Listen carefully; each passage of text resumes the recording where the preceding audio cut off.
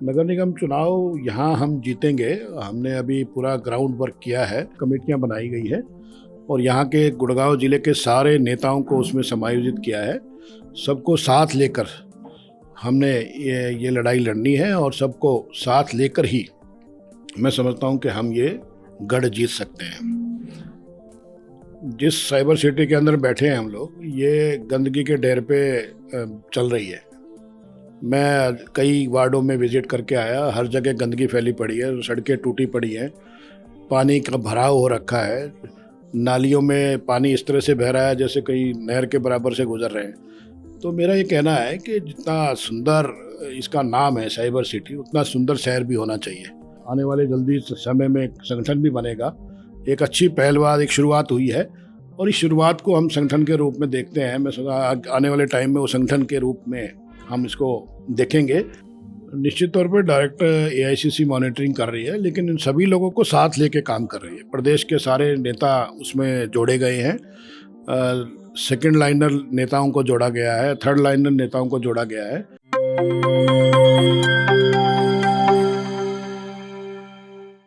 प्यारे दोस्तों, सादर अभिवादन। मैं हूं महेश कुमार वैद्य और आप देख रहे हैं एनजेपी हरियाणा। दोस्तों, आज साक्षात्कार की कड़ी में हमारे साथ मौजूद है अशोक बुवानीवाला। पार्टी ने, कांग्रेस ने इनको गुरुग्राम और मानेसर यानी गुरुग्राम डिस्ट्रिक्ट का सह प्रभारी बनाया है। गुरुग्राम जिले में गुरुग्राम और मानेसर दो नगर निगम हैं और मानेसर में पहली बार चुनाव होंगे और गुरुग्राम में शायद तीसरी बार नगर निगम का चुनाव होगा। लंबे समय से चुनाव का इंतजार था। भारतीय जनता पार्टी भी सिंबल पर चुनाव मैदान में उतरने जा रही है और कांग्रेस ने भी पहली बार सिंबल पर चुनाव मैदान में उतरने का फैसला लिया है। हम बुवानीवाला जी से जानेंगे इनकी क्या तैयारी है और किस तरह की अभी तक जो है प्रक्रिया अपनाई गई है, आवेदन मांगे गए हैं, क्या मांगे गए, सभी मुद्दों पर बात करेंगे। सबसे पहले तो बुवानीवाला जी, आपका धन्यवाद समय दिया। आपको भी बहुत बहुत शुभकामनाएं, धन्यवाद आपका।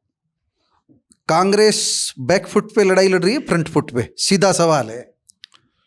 फ्रंट फुट पे लड़ाई लड़ेंगे, बैक फुट पे क्यों लड़ेंगे? अभी आपने देखा हमारा विधानसभा में परफॉर्मेंस, चाहे हम जीत नहीं पाए लेकिन हम काफ़ी अच्छी पोजीशन पे थे। 0.5% से हम हार गए, लेकिन हमने बहुत फ्रंट फुट पे लड़ाई लड़ी।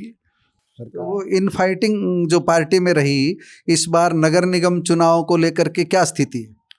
नगर निगम चुनाव यहाँ हम जीतेंगे। हमने अभी पूरा ग्राउंड वर्क किया है, लाइन लगी पड़ी है और दुनिया भर के फार्म, पूरे एक एक वार्ड से 5-5, 6-6 लोगों ने, प्रत्याशियों ने फार्म भरा है और मैं समझता हूँ कि बहुत अच्छे फार्म हमारे पास आ रहे हैं, अच्छे कंटेस्टेंट्स आ रहे हैं, स्ट्रॉन्ग उम्मीदवार आ रहे हैं।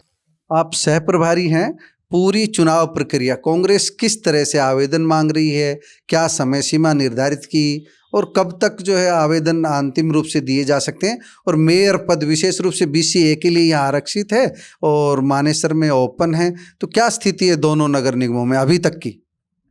आज लास्ट डेट है।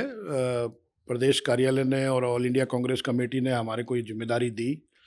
आज अंतिम तिथि है और जितने भी फार्म मेयर के और पार्षदों के आएंगे, आज 6 बजे तक, 5 बजे तक हम उनको लेंगे। उसके बाद उनका स्क्रूटनी करी जाएगी और स्क्रूटनी करके फिर हम उसको PCC ऑफिस में भेजेंगे और 2 दिन के अंदर वो प्रक्रिया कंप्लीट होने के बाद टिकट की अनाउंसमेंट होगी।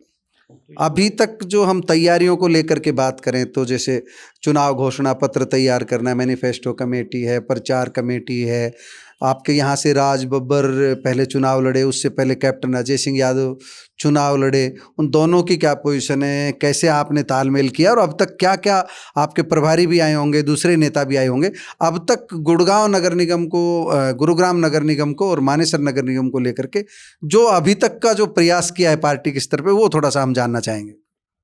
हमने यहाँ 4-5 अच्छी कमेटियाँ बनाई हैं। जो लीगल कमेटी बनाई है, लीगल कमेटी हमारे प्रत्याशियों के फार्म स्क्रूटनाइज करेगी और उसको ढंग से भरवाने का काम करेगी, उसमें सहयोग करेगी।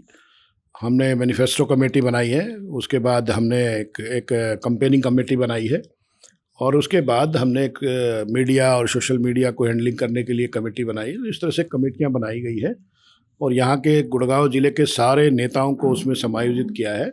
सबको साथ लेकर हमने ये लड़ाई लड़नी है और सबको साथ लेकर ही मैं समझता हूँ कि हम ये गढ़ जीत सकते हैं। अभी थोड़ा समय पहले हम सुन रहे थे, एक ऑफ द रिकॉर्ड कोई बात आ रही थी हमारे सामने।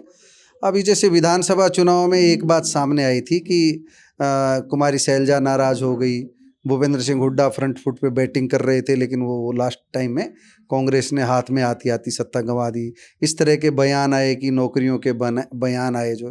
तो कोई भी चुनाव लड़ा जाता है विचारधारा के ऊपर लड़ा जाता है। कांग्रेस, क्या इश्यूज है कांग्रेस के पास जिनको लेकर के चुनाव मैदान में आप जा रहे हैं? नगर निगम को लेकर के इश्यूज क्या हैं? गुरुग्राम के मानेसर के किन इश्यूज को, किन मुद्दों को लेकर के? क्योंकि चुनाव तो मुद्दों पर लड़ा जाएगा, विचारधारा पर लड़ा जाएगा। किस मुद्दे पर आप लड़ाई लड़ने जा रहे हैं? जिस साइबर सिटी के अंदर बैठे हैं हम लोग, ये गंदगी के ढेर पे चल रही है। मैं कई वार्डों में विजिट करके आया, हर जगह गंदगी फैली पड़ी है, सड़कें टूटी पड़ी हैं, पानी का भराव हो रखा है, नालियों में पानी इस तरह से बह रहा है जैसे कई नहर के बराबर से गुजर रहे हैं। तो मेरा ये कहना है कि जितना सुंदर इसका नाम है साइबर सिटी, उतना सुंदर शहर भी होना चाहिए। तो वो भारतीय जनता पार्टी उसमें नाकामयाब रही है। 100 दिनों के अंदर अभी हमारे विधायक जी, गुड़गांव के विधायक जी उसका बखान कर रहे थे, पैच वर्क को वो डेवलपमेंट को मान रहे हैं। तो क्या पैच वर्क डेवलपमेंट है? तो इस तरह की कहानियाँ यहाँ पे चल रही है। भारतीय जनता पार्टी केवल प्रचार की राजनीति कर रही है, ग्राउंड पे कोई काम नहीं हो रहा है। तो ग्राउंड पे काम करने के लिए हम लोग अच्छे कार्यकर्ताओं को पार्षद का टिकट देंगे और यहाँ से शहर को सुंदर शहर बनाएंगे। बुआनीवाला जी, हम देखते हैं जब भारतीय जनता पार्टी का संगठन बूथ स्तर तक, बूथ से भी नीचे पन्ना प्रमुख स्तर तक, उससे भी नीचे अर्ध पन्ना प्रमुख स्तर तक, कांग्रेस का देखते हैं जिला प्रधान नहीं है, ब्लॉक प्रेसिडेंट नहीं है, बूथ प्रेसिडेंट नहीं है, ना बूथ इकाई है, ना जिला इकाई है, ना ब्लॉक इकाई है। उन परिस्थितियों में ना शहरी इकाई है। अभी ताज़ा प्रभारी कुछ नियुक्त किए गए हैं, उसमें भी विवाद हो रहा है। आपको नहीं लगता कि इन चुनावों में जब फेस करेंगे हम, चुनाव में जब मुकाबला होगा भारतीय जनता पार्टी से, तब आपको संगठन न होने की कोई कमी नहीं नज़र आ रही? देखिए, विचारधारा की लड़ाई है। बेसिकली संगठन निश्चित तौर पे अपना काम करता है, लेकिन उन सब चीज़ों के बावजूद ऑल इंडिया कांग्रेस कमेटी ने यहाँ पे कमेटियाँ गठित की है और वो कमेटी संगठन का ही काम कर रही हैं। मैं समझता हूँ कि बहुत सारे लोगों को उसमें समायोजित किया है और ये पहली बार हुआ है कि एक एक विधानसभा से 5-5, 6-6 लोगों की कमेटी बनी और उसके बाद उन कमेटियों की जिम्मेदारी दी। उन कमेटियों के ऊपर भी फिर डिस्ट्रिक्ट प्रभारी लगाए हैं, फिर रीजनल प्रभारी लगाए हैं। तो मैं समझता हूँ कि बहुत अच्छा आने वाले जल्दी समय में संगठन भी बनेगा। एक अच्छी पहलवाद, एक शुरुआत हुई है और इस शुरुआत को हम संगठन के रूप में देखते हैं। मैं सोचा आने वाले टाइम में वो संगठन के रूप में हम इसको देखेंगे। और जहाँ तक लड़ाई लड़ने की बात है, विचारधारा की लड़ाई है। हम जो लड़ाई लड़ रहे हैं, हमारी एक विचारधारा है, कांग्रेस पार्टी की एक विचारधारा है। आज़ादी के आंदोलन से लेके आज तक जो विचारधारा कांग्रेस की है, उस विचारधारा को लेके, विकास के एजेंडे को लेके हम लड़ाई लड़ेंगे।